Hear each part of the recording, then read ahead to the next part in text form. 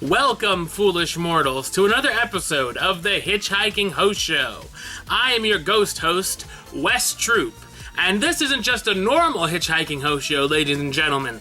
This is the first ever episode of HitchHiking Hosts 101, which is basically a history show that's a little more exciting because it's about history of Disney parks. It's not boredom like in history class, but plus I'm teaching, so you know. So we're gonna go all the way through the timeline of Disney attractions. Yeah, so join me now as we go back to 1955. That's right. Back to the opening day of Disneyland. And we're going to start out with a ride that was open on opening day. It's the first ride you see when you enter the park, in fact. We're going to talk about, in this episode, the history of the Disneyland Railroad.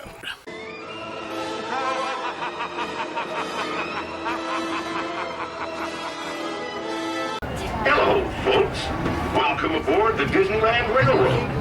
We're now embarking on a grand circle tour of the Magic Kingdom, with stops at New Orleans Square, Mickey's Toontown, and Tomorrowland, followed by a visit to the Grand Canyon and Primeval World. We got a lot of traveling ahead of us. Uh-oh. Did you folks hear that? Nope. Sounds to me like we've reached the wilds of Adventureland, where you just might run into a lot of savage critters out there, including lions and tigers and tiki birds. Everybody best be on the lookout. You never know just what may show up. We're approaching our first stop, New Orleans Square Station. This station serves Frontierland, New Orleans Square, and Critter Country. If you'll be leaving us here, please remain seated until the train comes to a complete stop. Then watch your step and get on. Have a good time in the frontier, yeah? For those of you continuing on with us, we'll be resuming our trip in just a moment. This is New Orleans Square.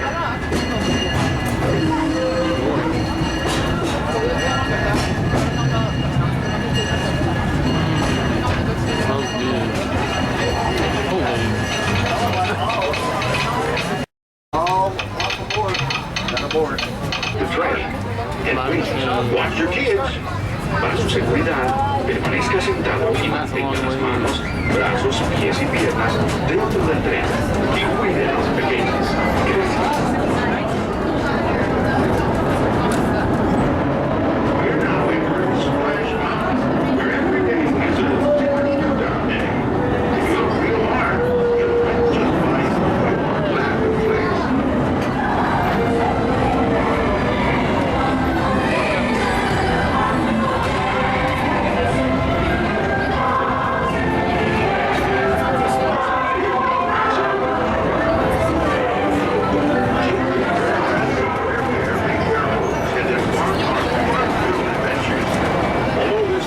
Made for critters. Human-type folks are always invited to stop in to visit us back. We're traveling along the rivers of America and into the American frontier as it looked more than a century ago. This area is so rich with natural beauty and wildlife, you can see why the early settlers were inspired to move west. You're seeing this view just like many of them did, from the comfort of a genuine steam-powered train. When these iron horses first started crisscrossing the country in the 1800s, the time it took folks to reach the West dropped from months to days. Steam power not only fueled trains, but the dreams of a whole generation as they settled this great frontier. Say, have you ever wondered what it would be like to visit the cartoon town where Minnie, Donald, and Goofy live?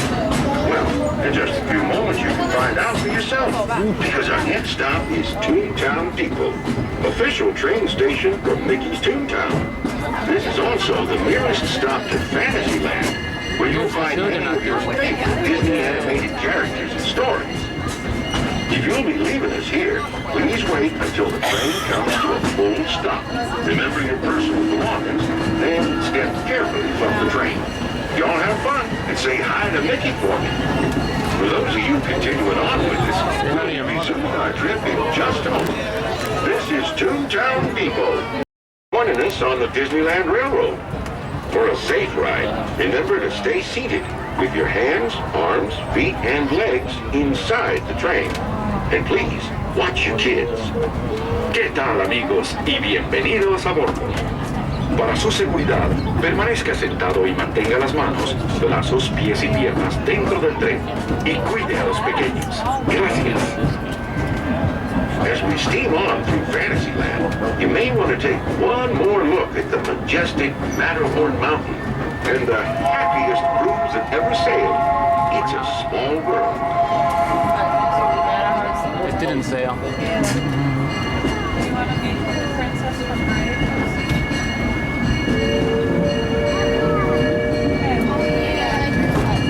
That mountain was a Matterhorn. Yeah, right. Inside it. Folks, ahead of us lies the future.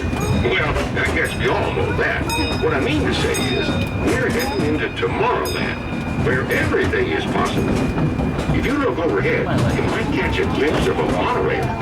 When Disneyland introduced the monorail back in 1959, it was the first daily operating monorail system in the entire Western Hemisphere. Winding below us is the Autopia, where drivers of all ages can get behind the wheel of a car, and no license is required.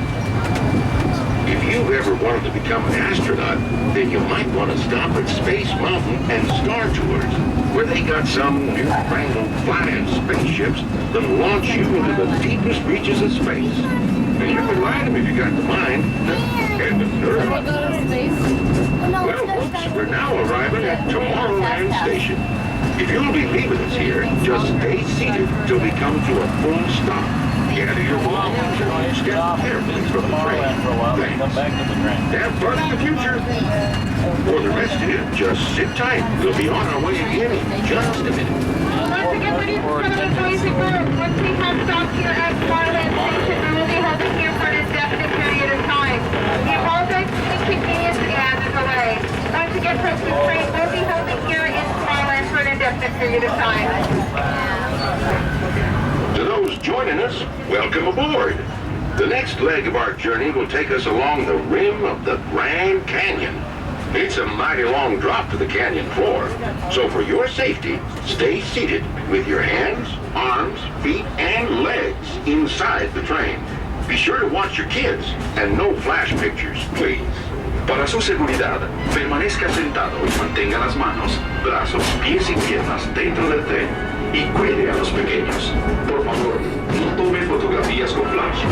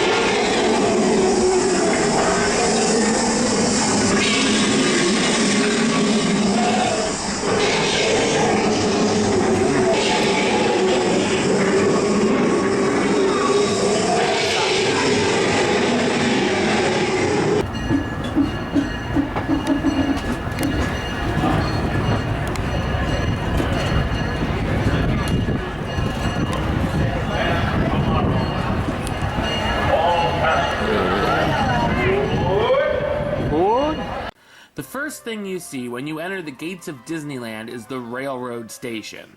While many people run right past the attraction, it's worth taking advantage of later in the day or during busy wait times. Walt Disney loved trains and shared his passion along with some of the animators working for his studio, such as Ward Kimball. Kimball actually had a full-sized operating locomotive in his backyard, which was called the Grizzly Flats Railroad. Is it Grizzly Flats, Grizzly Peak? Yeah, I can see a connection. Walt wanted a full-scale train running around his house in Holmby Hills. His wife Lillian's only request was that it wouldn't disturb her flower garden. Walt agreed, and construction began in their backyard, including the placement of tunnels. While construction was going on, Walt had the studio machine shop working on a full-scale steam train he had personally designed. He called upon Roger Broggie, who worked in the machine shop, to help with the project. Walt and Roger worked many hours on the train. Walt even made the caboose completely by himself. When it was complete, the locomotive and cars were tested in the studio. Once the tracks were almost finished in Walt's backyard, the locomotive and cars were moved to his home. The train was named the Carolwood Pacific, and he named the engine the Lily Bell after his wife. In 1953, Walt was working on his theme park and wanted a live railroad that would circle the park to be a part of it. Roger Broggie was a big part of working on the Disneyland Railroad, especially working with the engines. The studio's machine shop and sound stages housed the building of the two-scale engines and different cars, some of which were designed as passenger cars and some as freight cars. The locomotives are example of American-style 440s. Using the 1/8 scale miniature Lily Bell, the number 1 and number 2 locomotives were scaled up from the practical 1/8 live steam model. It was enlarged to full-scale 3 feet narrow-gauge Disneyland Railroad trackage. The fire tube boilers are fired by spraying and igniting fuel oil onto a carbon-based ceramic fire brick plate burner. The first locomotive, the C.K. Holiday, was given a big spark-arresting diamond stack of wood-burning locomotives and a large pointed pilot representing a workhouse used to construct the railroad, while the second locomotive, the E.P. Ripley, was given a straight stack and smaller pilot common to East Coast coal-burning locomotives. While the trains were being built, construction was happening in the theme park, laying down the track and building the Main Street and Frontierland stations. The train's track runs in a continuous loop around the park, which has seen expansions past the tracks in certain places over the years. The line features grade crossing signals, automatic block signals, and a roadhouse for locomotive storage. On Disneyland's opening day, July 17, 1955, 2 trains were operating. It opened as the Santa Fe and Disneyland Railroad, as it was sponsored by Atchison, Topeka, and Santa Fe Railway. To board the train, guests could use the Santa Fe Rail Pass instead of the required D ticket for attractions. Locomotive number 2 only serviced the Main Street station, as locomotive number 1 serviced the Frontierland depot. The trains could each operate on the railroad simultaneously and independently in the same clockwise direction. Rail sidings at Main Street Station and Frontierland Depot allowed them to pass the one loading or unloading passengers. Later, for safety reasons and to allow the use of more than 2 trains, the line was changed so that the trains followed behind each other, no longer able to pass one another. The passing track was disconnected and is now used to display a hand car. Walt Disney made it a point that a minimum of 2 trains were to operate at all times, and it's not unusual for 3 or 4 trains to run at the same time on busy days. The narration inside the cards at various points around the park once featured actor Jack Wagner and later Thurl Ravenscroft. Many additions have been added to the attraction over its 60-year run. First was the newly constructed Fantasyland Depot at Storybook Land in 1956. 1958 saw some major updates to the attraction. First off, a 3rd train, the Fred Gurley, built by Baldwin Locomotive Works in 1894, which was used in Louisiana to transport sugar cane, went into service. The year also saw the opening of the Tomorrowland station, where riders can hop on and off of the train. Finally, 1958 saw the addition of the Grand Canyon Diorama. The diorama, which includes the park's only taxidermic animals, is the longest in the world. Painted on a single piece of seamless canvas and representing the view from the canyon's south rim, the rear of the diorama measures 306 feet long, 34 feet high, and is covered with 300 gallons of paint. The diorama took over 80,000 labor hours to construct. The Grand Canyon diorama also caused a change for the rolling stock cars as well. Instead of facing forward, the new car's benches would face to the right so riders could see the scene better. In 1959, a fourth train, the Ernest S. Marsh, went into service. It was also built by Baldwin Locomotive Works in 1925. The next big update to the attraction would come in 1965 when the Fantasyland Canvas tent station was closed and dismantled. The track was realigned northward because of the construction of It's a Small World, incorporating the railroad line into its facade. The addition of the New Orleans section of the park in 1966 also saw some changes to the railroad. It required the tracks to be expanded outwards in the southwest quarter of the park. The open-air stretches of track on both sides of the Frontierland station became enclosed by a tunnel over Pirates of the Caribbean to the east and a tunnel through the berm behind the Haunted Mansion facade. The Frontierland station was renamed the New Orleans Square Station. Also in 1966 came the expansion of the Grand Canyon diorama as it added Primeval World. Primeval World brought in some of the audio animatronic dinosaurs from Walt Disney's Ford Magic Skyway attraction from the 1964 New York World's Fair. In 1969, the construction and the opening of the Haunted Mansion required minor realignments of the main line since part of the mansion extended beneath the roadbed. When Santa Fe dropped sponsoring the attraction in 1971, the rail pass was discontinued, but existing passes were accepted until 1974. The next major change to the railroad would come in 1985, when a new Fantasyland station opened near Videopolis, a dance club which is now the Fantasyland Theater.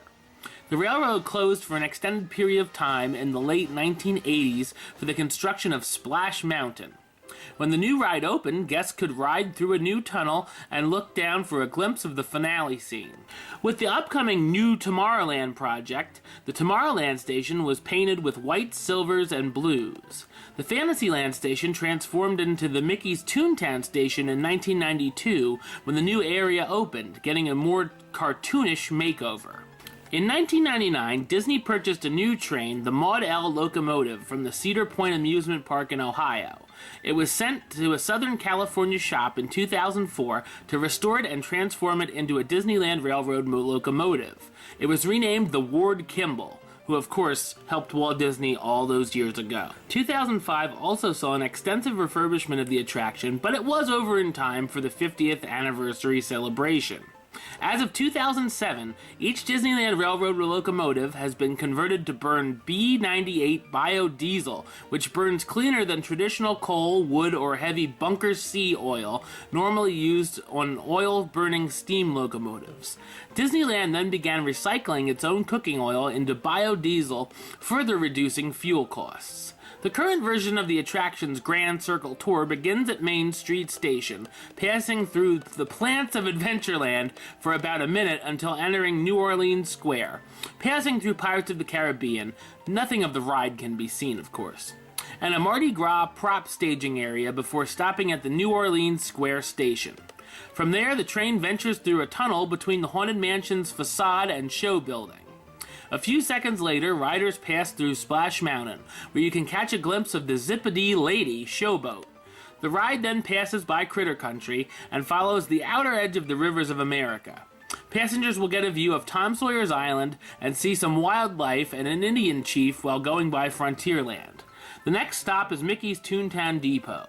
After this, the train rolls into Tomorrowland, past the Autopia attraction, and into the Tomorrowland station. From that station, riders then venture through the Grand Canyon and Primeval World diorama. Finally, the train approaches the Main Street Station to complete the tour. Of course, you can get on or off at any station you please, but I like to board at Main Street to take the tour. I'm sure Walt Disney would be happy to see so many park visitors still riding the rails and enjoying an attraction he personally supervised all these years later. So as I've said before, the Disneyland Railroad is a nice ride to ride when you hit like 2 o'clock, everything's packed, you know you can get on. or like on your second or third day at Disneyland and you've done everything, well, let's ride the railroad. And it also serves as its purpose as a tool to get around the park as well. If you come back from lunch and you enter through Main Street, you can easily take the train to New Orleans Square or Tomorrowland or wherever you want to go next, to ride whatever ride you want. I normally don't use the railroad as a transportation tool. I've only ever rode the Disneyland Railroad twice, but I use it just to do the Grand Circle tour when it's busy or hot or whatnot. So you can use it as a mode of transportation. I normally just walk because it's faster for me to walk from Main Street to New Orleans Square than to wait for the train, board it, and then, take 5 minutes where it'll, I could walk there faster, pretty much, with having to wait for the train, that is. But yeah, it's a great tool. For older people, it's definitely good because you can cut out some walking, and there's a lot to see in the Disneyland Railroad, especially that Tomorrowland station. Even if you don't really want to ride the railroad, I would say at least get it from Tomorrowland to Main Street or whatnot, so you can see the primeval world and the Grand Canyon diorama. That is a high point of this attraction. And it's one of the first attractions to ever open. So you got to give it some respect for that. 60 years later, it's still running. And it's Walt Disney personally worked on it, so you gotta love it if you're a Disney fan. All right, well, I hope you enjoyed this episode. We're gonna have another episode soon about another opening day attraction, which we're gonna leave it a surprise. Ooh. So until next time, don't forget to subscribe right here on YouTube. YouTube.com/HitchHostShow. You can listen to the show, the podcast version, HitchHostShow.podbeam.com. You can like the Facebook page, Facebook.com/HitchHostShow, and follow the Twitter and the Instagram at HitchHostShow. I'll be back with another trending topic show. We're going to do those every week, and the history shows every once in a while. So, until next time, don't forget to... Hurry back. For the next episode. See ya.